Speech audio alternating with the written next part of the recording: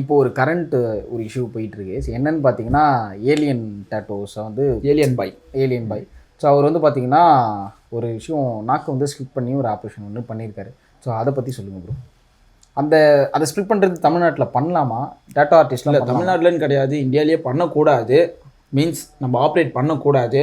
தம்பி வந்து முதல்ல வருத்தத்தை தான் தெரிவிச்சுக்கணும். அதுக்கு வந்து நம்ம சப்போர்ட் பண்ணுற மாதிரி நம்ம இந்த இடத்துல பேசுறதுக்கு ஒன்றுமே கிடையாது.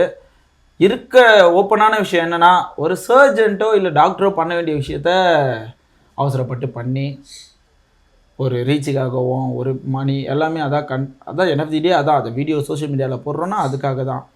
அப்படின்னும் பொழுது மாட்டிக்கிட்டே அது ஒரு இஷ்யூ ஆகிட்டே இப்போது மெடிக்கல் டீம்லேருந்து கவர்மெண்ட் சைட்லேருந்து புஷ் பண்ணி அரெஸ்ட்டு, கூட ஹெல்ப் பண்ணவரே அரெஸ்ட்டு. இப்போ அந்த வீடியோ பார்த்தீங்களா? பார்க்கலாமா அந்த வீடியோஸ் மட்டும்? ஃபுல்லாகவே ஒரு டாக்டர் பண்ணக்கூடிய எல்லா விஷயமும் நடிக்கலாம், நம்ம ரீல்ஸை பண்ணுவோம், அவர் ரியலாக பண்ணிட்டுருக்காரு.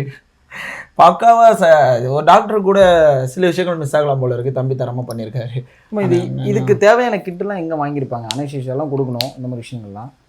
அது ஆக்சுவலாக வந்து யோசிக்க வேண்டிய விஷயம் தான் ப்ரோ. ஏன்னா வந்து ஒரு சர்ஜரி பண்ணுறோம் அப்படின்னும் பொழுது அதுக்கான திங்ஸு கொடுத்தவர் யாராக இருப்பாங்க அப்படின்றது ஒரு மெடிக்கல் டிபார்ட்மெண்ட், மெடிக்கல் ஷாப்பில் இல்லை வந்து யாராவது ஒரு ஏஜெண்ட்டாக அவங்க கொடுத்துருக்கலாம்.